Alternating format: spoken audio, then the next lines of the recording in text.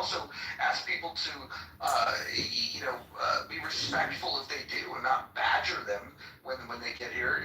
They have an opportunity to, to try to make change and get paid for doing it. It's not like he didn't offer them no pay. He offered them pay. Was very clear about what the terms would be. So if it comes to an agreement and they join the team, I think that'll be a good thing. In fact, that conversation motivates me more to to provide whatever backing I'm capable of providing for this campaign. So I'm excited about it. But it sounds like for the most part, I look at the poll. 10 people, 10 out of 10 said that John should hire these two for the campaign. In fact, we heard nobody has voted that he shouldn't hire them. So I think the people that were listening to that were enthusiastic and could feel the sincerity and the experience and felt good about it. Okay, we've got one person that thinks that the people should kick rocks. Does anybody want to explain why they think that those two hardworking individuals, those applicants, should kick rocks? Yes, because they would be better off actually working for something in the field instead of the fucking state bullshit campaign and bullshit rhetoric and the clubhouse fucking antics that are going on in this room by admin of all fucking people. Well, first of all, my name is John Kitover. I'm running for Congress in the 16th District. And you know what, Brad? You can kick rocks. And you can go bake a shepherd's pie tonight, and you can cry yourself to sleep. But this campaign is marching on with or without your shepherd pie. And your haggis. Hey, John. If you already had these ideas of, really getting your direction on your campaign out there to, I guess, the younger crowd, maybe going to, the college campuses around your area, trying to get these younger people involved. I think a lot of them, if they really like, where your campaign is going, they might actually volunteer and actually help out to get signatures on the campus there. You said there's plenty of train stops that they can go. I don't think necessarily door knocking is the only way to go, but I think there's other ways to go. And definitely, trying to get yourself embedded into some of these college campuses, with the younger generation, I think would be a great idea as well. Do you know why they door knock versus public gatherings? Oh, I know. Oh, I wasn't asking you much. I was asking Harry, but okay. Yeah, because they see who's registered as a Republican or a Democrat, and they specifically go to these houses where they are registered as whatever vote or whatever party they're registered underneath. Well, also because you can track your work, right? Like petition signing is one thing, which I guess is what John's doing. So you can have people there, but if you're trying to show to possible donors that you're going to have broad support for a potential base, you will want to both do the train stops and hook into door knocking at the same time. I promise you, people, you can't reinvent the wheel. You can add some spokes, you can strengthen it, but campaign's been done with door knocking for a very long time for a very particular reason. And that reason is it is the most efficient voter contact method for the money. Always. So mix it up, but make sure you actually hit the doors. Hey, Marshall, can I ask you a question? Do you think the display that was just John, the fact that you just took people who want to work in this, who are looking for a job, who responded to what they believe was an actual job, do you think that based by admin of all fucking people, the troglodyte of the Buckeyes for 5 years, do you think that this is actually something people should be donating? Do you think this display was genuine? Do you think this was even fun? I have not donated any money and intend not to donate any money. I'll let that do the walking. What about Marshall to the point of, I'm guessing you've probably worked with interns, college people campaigning, free or otherwise paying them. Just the framework of holding an interview on a public app telling the applicants, several minutes into it, and by the way, putting them on the spot. So if they say no, please stop recording, they may feel they may not get the job. They're feeling awkward. It's not ideal. Do you think that is conducive to finding the best applicants and building trust with said people that as you're building your team? No, I wouldn't have done it. I would not have done that. I get why John did, but I wouldn't have done it. I think the record will reflect that in hindsight, this is a learning lesson. But I think that if they get the job and they get paid and people in this room are paying them, that was your introduction to the people you are paying. And I want to be fully transparent about this campaign. And you just heard the two first people who responded to our Craigslist ads. So all the complaints, all the words, which are like photons and disappear the next day, these are two people who are now in the record, and if they get the money and they get the signatures, well, they earned it. And you're all witness to that. So you complainers who like to complain, you witnessed capitalism and politics and social behavior real time, live in this Clownhouse Act, in this app right now. So click the link above. Oh, we took the donation and we got the survey. So William, Moose, Marshall, Hakima, you witnessed it, Hakima. And everybody who has donated in this room to the campaign, who will be funding, their $15 an hour or $2 a signature, whatever kind of, terms we agree, it's going to be fully transparent. I won't publish any documents with anybody's information. So I want to thank people in the chat who discouraged sharing personal information. Yeah, people should trust admin of all people on this fucking app. You would be better off putting your fucking faith in one of the fucking Ponzi schemes that existed on the app. This is akin to that fucking... Okay, Brad, this is libel and slander again. Libel and slander. I'm gonna post again to the Instagram warning you of legal consequences from what you're saying on a public social audio chat app, Brad. Roger and a whole bunch of people are standing because at least I'll hold my morals and principles there. You faggots fucking wonk and use these people as a team. That's what's sad. Are you running your mouth? So again, you can shut the phone. So do you? I can shut the fuck up. I won't shut the fuck up. I don't give a fuck. Whatever you got to say, go back to fucking killing kids, dude. That's all you're good at. So again. Whoa, that's slanderous. That is defamation, Bradley. I have your full legal name. If I want to shoot immigrants if they fall. Everyone mute up. Everyone mute up. Everyone mute up. Everyone mute up. Everyone mute up. There you go. There you go. Listen, we're not going to be doxing anybody here. This is not what we do in this room. It's rule number 2. You can refer to the rules. If you can't follow the rules, you can't participate in the room. Look, I just want to point to the poll. 88% of the people that responded to the poll believe that the two people that we've just heard from would make good additions to the campaign team. Only 13% believe that those people should kick rocks. Yeah, I don't think John should add anyone to his campaign. I think it'll denature the authentic John Kitover experience. And I'm not going to dox anyone. I just want How do you win? If you're going to say something about if you're going to touch children, you're going to children. How do you win a campaign if you don't have any fucking stats? How do you do it? Marshall, it's called force of character, okay? It's called charisma. It's called that shiny, polished, bald head. It's called wit. Hold on. Rule number 5. Don't interrupt people. Thank you. I'm not sure if I interrupted you, Marshall. Go ahead and continue to tell us how you get staff. all I was saying was people who think they're going to run their campaign on their own and they're going to knock all the doors by themselves, and they're going to raise all that money by themselves, are fucking delusional. The people who try this shit lose 100% of the time. You know why? Because you have to have more than yourself to win a fucking campaign. You may not think so, but you've never stuck your fucking hat in the ring with all the Dolphins.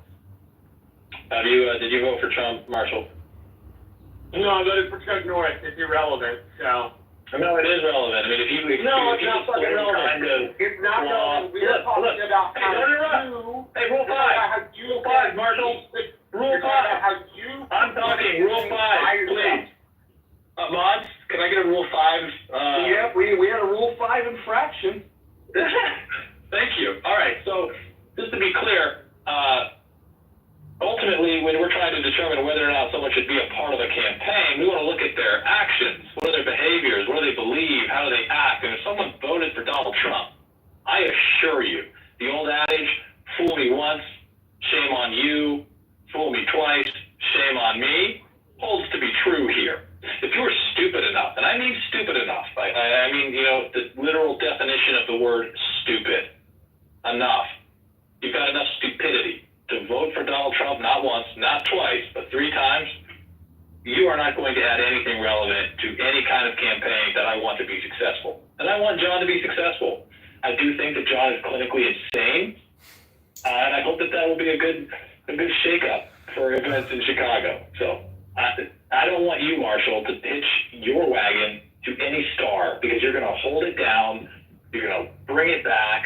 You're going to be a problem. You are a dyed-in-the-wool, staunch advocate for the status quo, whatever that might be, and whoever else established it. You don't want to break new ground. You better not fucking touch John Kitover's campaign. All right? I land. Thank you. Said the guy that's never done any political work in his fucking life. Yeah, I and everybody in this room am going to take your advice seriously when you've never done the work before. I may not have voted for Trump at any of those 3 times that he ran, bro, but I've worked in campaign politics for 10 years. Okay, so you definitely... One of the things I have learned is that you can't win a campaign on your own. And that you shouldn't stick, as you said, clinically insane people next to power. If you think he's clinically insane, then you shouldn't want him near power. Clinically insane people make dumb decisions. Really dumb decisions. But it's okay. You're the same dude who said in order to solve the immigration problem, we needed to establish a wall, put machine guns on it, and shoot women and children if they tried to come across. So yeah, you certainly have a decent head on your shoulder. Okay, that's slander, first of all. I didn't come up with the idea of putting machine guns on a wall. That wasn't my idea. If you can't detect the difference between sarcasm and an actual assertion of a policy, that's on you. And I'd like to point out that it's been far more than 10 years since our politics have been fucked. Okay, so whatever you've been doing, you've been participating in that fuck. And I don't want more of that. I think somebody who's clinically insane could provide a pleasant change of pace in the Chicago area. You know, I think really the way to find out what John Kitover is made out of is to give him as much power as possible. And you know, maybe it turns into a circus. But sometimes it's fun to go to the circus. What I don't want to do is go to fucking Chicago as it is now. And so unlike you, jackasses who all voted for fucking Trump believing it would be anything other than a return to the status quo, he's a fucking liberal Democrat who is not going to deport any of the 30 million fucking illegal immigrants who he is going to offer amnesty because they work in the fields and hospitality and we have to protect them and I love immigrants. And all of this was obvious before you elected him.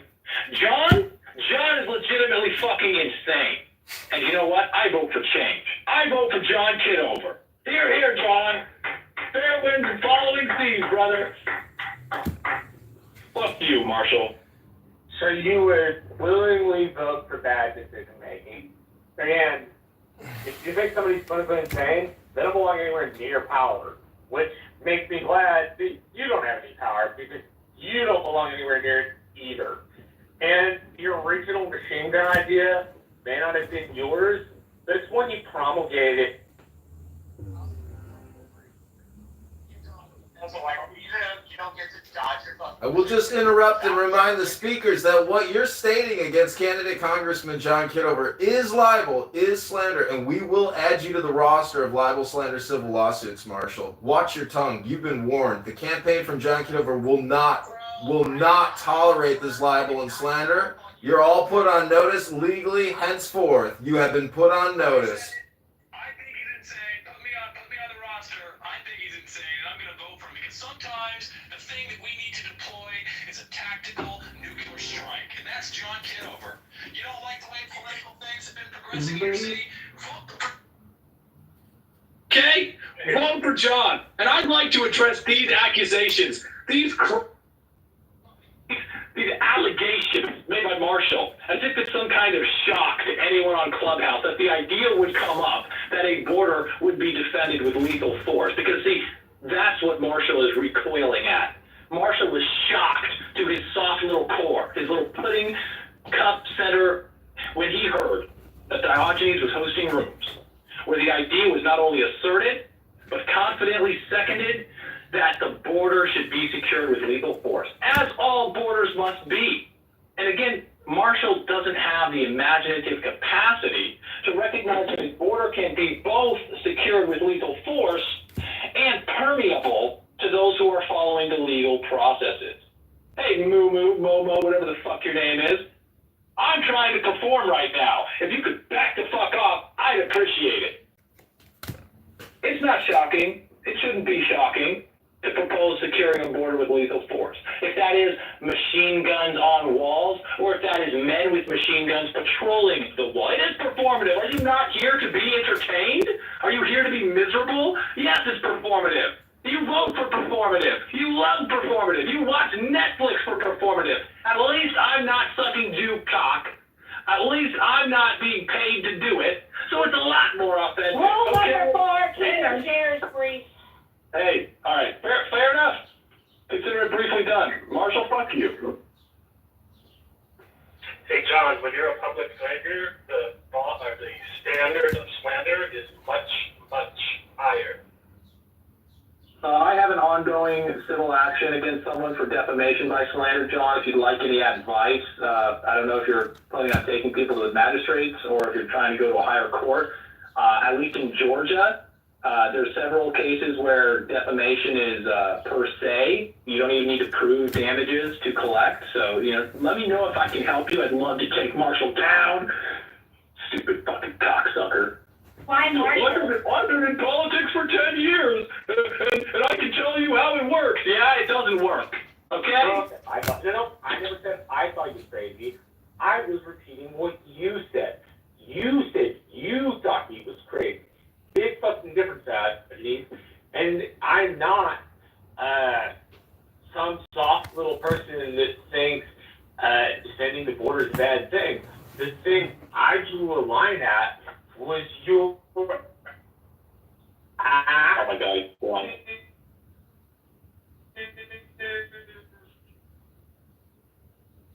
Are you in the Matrix and you're drunk?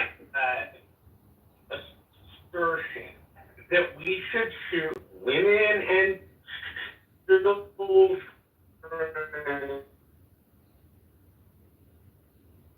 All right, he's in the Matrix. So, in case anyone's wondering what Marshall's going on about, Diogenes was the head of the Deportation Depot short-lived program. You're in the Matrix, Marshall. Don't torture us. Yeah, Marshall, you're in the Matrix. Marshall, you're in the Matrix. Yeah, this is God's punishment for your stupidity, okay? And I'd like to clarify, John, I don't think you're clinically insane. I don't think you're crazy. I know you're crazy. I know you're clinically insane. And that's a breath of fresh air. I really, truly appreciate that about you, sir. And again, I wish you fair winds and following seas and promise support to the fullest extent that I can provide it. Anyone curious about Marshall haranguing me about this border thing has to understand, it's never a decision to shoot women and children. It's a decision to secure your border with lethal force. When you secure the border with lethal force, you'll find that the women and the children don't try to cross that border because it is secured with lethal force. When you don't secure your border, when the state creates incentive programs and the hundreds of millions and the billions of dollars to provide welfare and incentivize, encourage women and children to come across the border and offer them free food and free lodging and protection, then you're going to create a situation where someone is going to have to close the gate. And all I'm saying is, the gate needed to be closed. Now the gate is closed. Some of you die-hard Trump supporters who consistently refuse to face reality are content that at least has been accomplished. The border is now significantly more secure. It is extraordinarily secure in consideration of the last administration's action.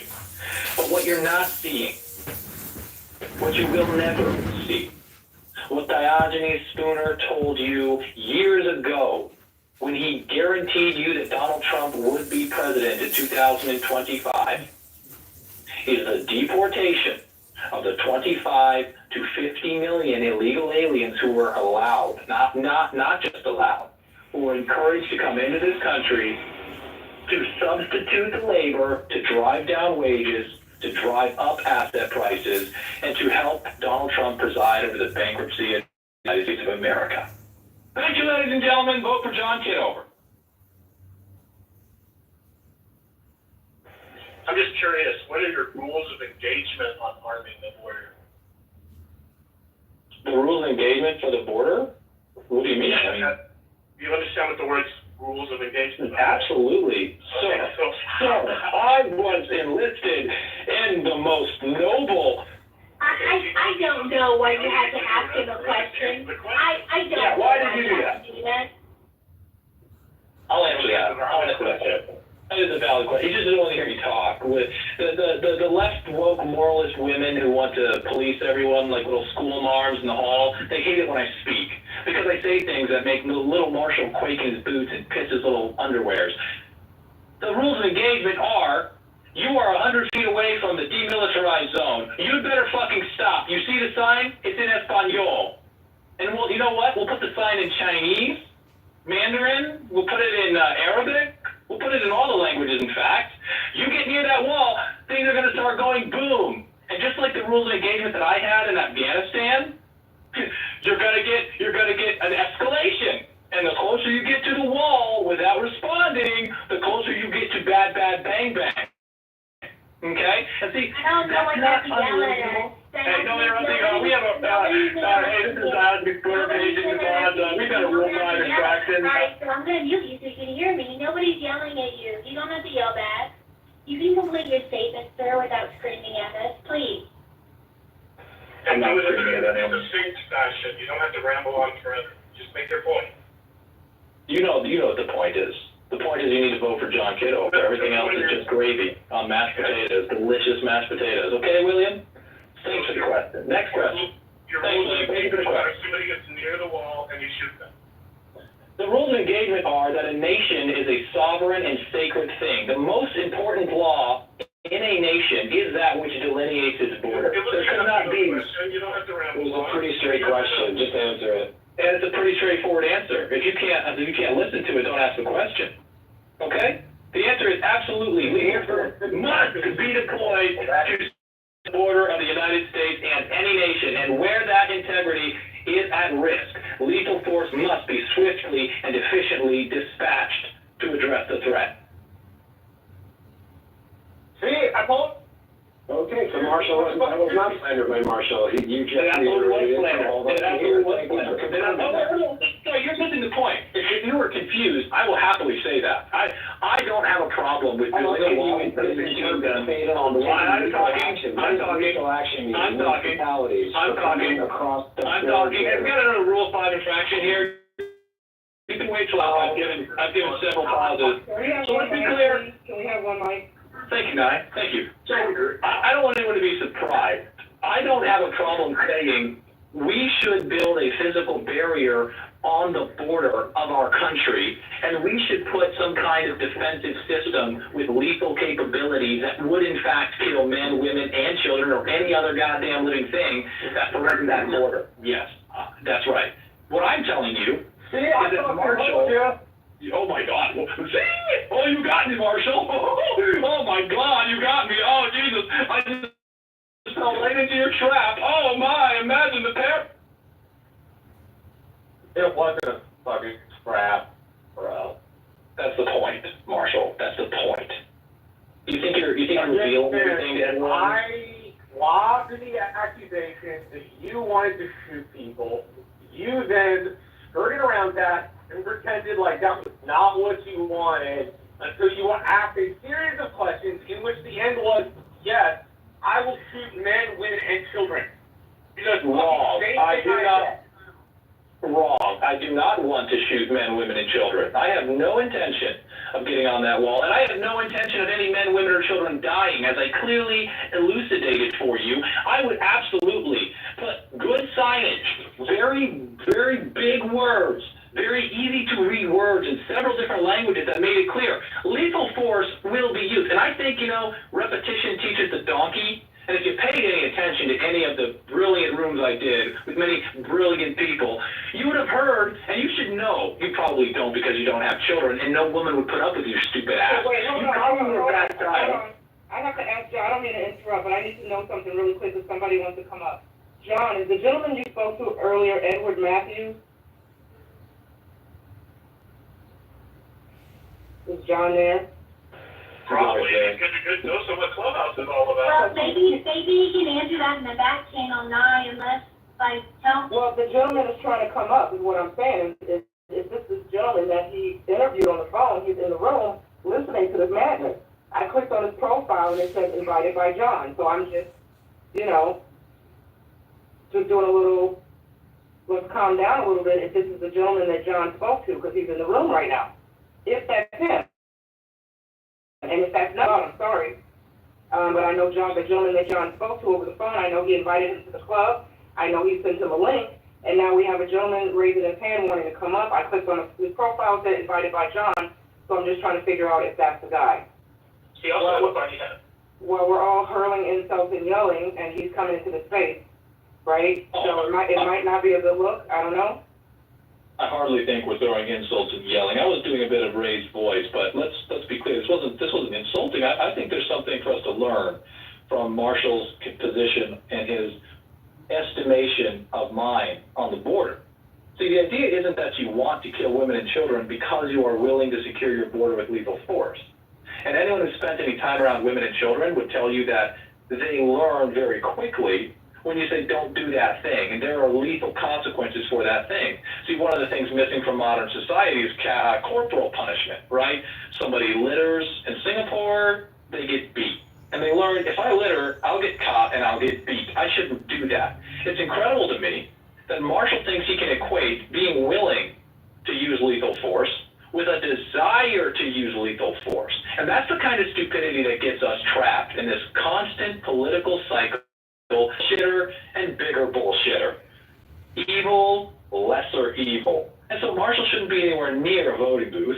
Anyone that would let him near a voting booth is doing a disservice to their country. But it is what it is. And I don't want to be long-winded. I already have been. But I love the rules, guys. And I hope I'll be able to stop in more often. Hey, Brad. Is he gone? Is Brad gone? Tell Brad to go fuck himself. Tell Marshall to go fuck themselves. Vote for John Kitover. And I'll see you guys next time. Can I do a poll asking who's the most thwarted theater kid on Clubhouse and have Diogenes, a guy who I'm not going to name, and a couple other contestants in the poll? Can I do that poll? Because you guys are exhausted. No, what you're saying makes sense. But I mean, it's the same strategy we use in Iraq. When you're doing security, you're given an order to secure a perimeter. You have a controlled entry point. That's the only way people can ingress and egress to gain clearance to whatever access point that is. If they try to access that barrier, that perimeter, and any other means, it's a verbal warning, condition on your weapon, they're in your scope, and give another warning and condition one, and after that, you take them down, man, two in the chest. It is what it is. That's like an active war zone. See, it only tends to happen once, right? And then the message is delivered maybe before the kids and the drug women show up. Like. Well, that was his point. It would be a defensive measure, not an offensive measure. A defensive measure is completely different. Yeah, if I could just jump in real quick, I just wanted to say that I am more enthusiastic day by day about the campaign, about the the mission to defeat Darren LaHood. And right now, this campaign, it kicked off just a couple days ago. We're starting to really kick into doing fundraisers. We really did one fundraiser, and now we're gonna start doing that again today. So the link is up above, and I want people to remember that the money that gets raised here, this is not money that goes into a politician's pocket. This is money that's going to get paid out for very hardworking, intelligent people that are going to do the complicated work, the tedious work of doing the signature gathering, getting people to sign on the line and validating that these signatures are legitimate to make sure that ballot access is possible. You cannot win an election if you're not on the ballot. The idea of winning as a write-in candidate is just not going to happen. If you look high and low, write-in candidates do not win. You have to be on the ballot. The first thing that the money is going to be spent on is gathering the signatures, getting on the ballot. Once the ballot access is secured, which will happen the week between October 27th and November 3rd, then we can kick into new gears where we could say, okay, now that we're on the ballot, how are we going to organize, how are we going to mobilize, and how are we going to defeat this person that is robbed from the people? That is supported over taxation and borrowing in Darren LaHood. John Kitover for Congress is the one person that is going to be running, and that primary is in March. If he defeats Darren LaHood and gets in the general election, he will become congressman. So there's two things we have to do. A few things. We have to raise the money to pay the volunteers, to get the signatures, to get on the ballot. Once on the ballot, we have to drive the vote. If we win the primary, we win the general. Let me repeat. If we win the primary, we win the general. So in order for this to happen, we have to get on the ballot. I just wanted to welcome Edward to the stage. Hopefully you'll find this a hospitable place for you, and just welcome.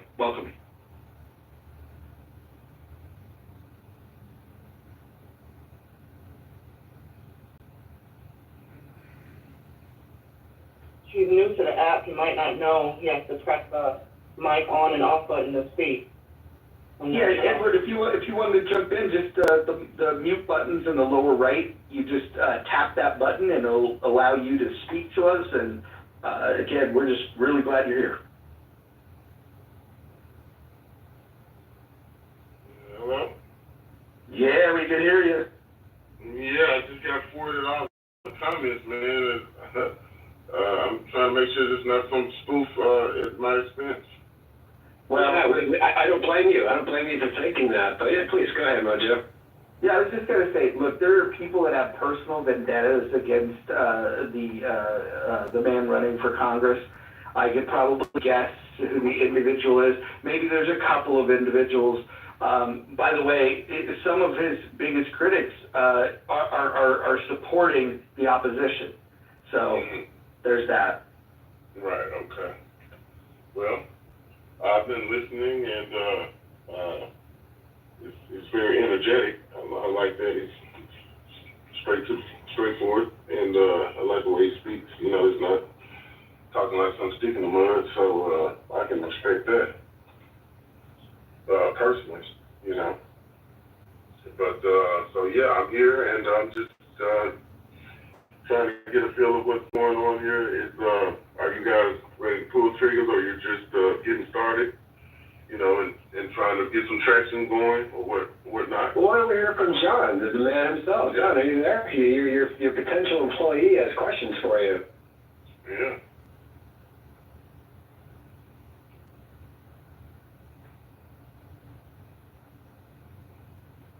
John, if you're there, you can unmute. That'd be great. While John's thinking about unmuting, Ed, what do you see as the 5 main issues facing Americans today?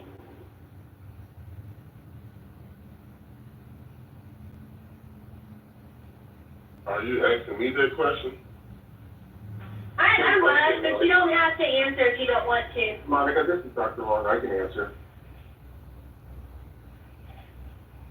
I mean, I don't mind answering. You said, what do I feel that the five main, what? The issues facing America? Five main issues facing Americans today, most challenging issues.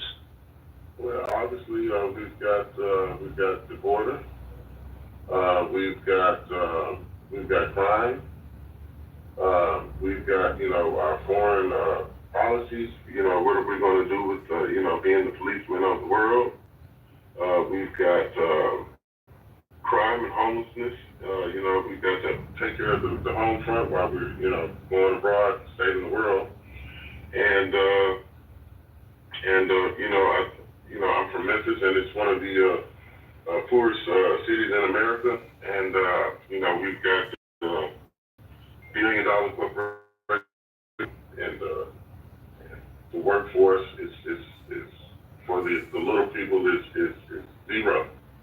And so I think that we need to have more home, based jobs, for the people that are from your city. You shouldn't have to, be working penny ante jobs. And so that's the main thing, to me personally, what I would say. Thank you. Have you ever gone door to door before, Edward, like campaigning? Yes, I've done door to door before. Started from the bottom, like anyone else. My dad was a politician. My grandfather was a politician. So I started out young, campaigning for them, running for mayor, juvenile court clerk, things of that nature, comptrollers. So, I've worked on several campaigns as a door knocker and all the way on up.